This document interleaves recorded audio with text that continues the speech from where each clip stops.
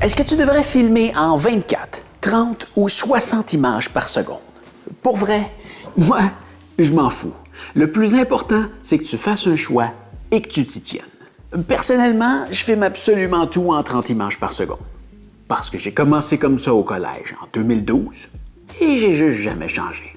Plusieurs vont dire que 24 images par seconde, c'est absolument comme ça qu'il faut filmer parce que la plupart des longs métrages sont filmés à ce taux de rafraîchissement. C'est probablement vrai. Ils vont dire que c'est plus cinématique. Personnellement, je vois aucune différence. En même temps, la plupart des caméras viennent par défaut à 30 images par seconde. 60 images par seconde et tout ce qui est plus vite, je trouve que c'est trop rapide pour un tournage régulier. Premièrement, à ce taux de rafraîchissement, ta caméra va probablement te donner des limitations en termes de résolution. Ça va te créer des plus gros fichiers parce qu'il y a plus d'images et tu vas avoir moins de lumière pour travailler avec parce que ton obturateur est plus rapide. Donc, le 60 images par seconde, j'utilise ça seulement pour faire des ralentis. Mais si tu veux tout filmer en 60 images par seconde, vas-y, c'est pas moi qui va t'empêcher. Fais comme tu veux. Si tu veux mon avis, dans ces vitesses-là, je trouve que ça commence à créer un look plus artificiel.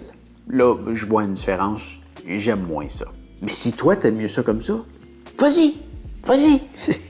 Mais filme toujours comme ça.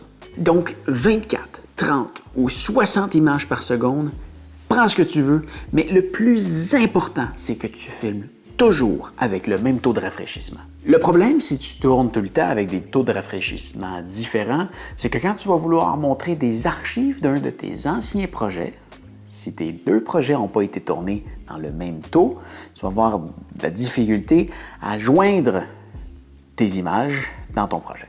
Si par exemple, tu essaies d'aller chercher une vidéo de tes archives à 24 images par seconde et que tu essaies de le rentrer dans un projet à 30 images par seconde, il y a un manque de 6 images par seconde.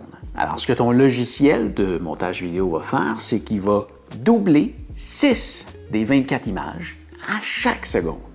Ce qui fait en sorte que ça te fait une continuité, une image statique, une continuité, une image statique, 6 fois par seconde. Et dans le cas contraire, si tu as une vidéo à 30 images par seconde et que tu veux la rentrer dans un projet à 24 images par seconde, tu as 6 images de trop qui vont devoir être supprimées par le logiciel de montage. Donc, tu as une continuité, un skip, une continuité, un skip, 6 fois par seconde. Donc, en gros, si tu passes ton temps à changer d'un taux de rafraîchissement à l'autre, quand tu vas venir pour mixer tes images, eh bien, tu vas avoir une perte de fluidité dans ta scène. C'est pas tout le monde qui va être capable de le voir. Personnellement, je le vois pas tout le temps. Ça me saute pas aux yeux, mais quand je le remarque, ça m'agresse. Mais ce qui est certain, c'est que si ton client le remarque, c'est la dernière job que tu vas faire pour lui. Si tu as des questions, n'hésite pas à m'écrire dans les commentaires. J'espère te revoir dans une autre vidéo. Fais attention à toi. Salut!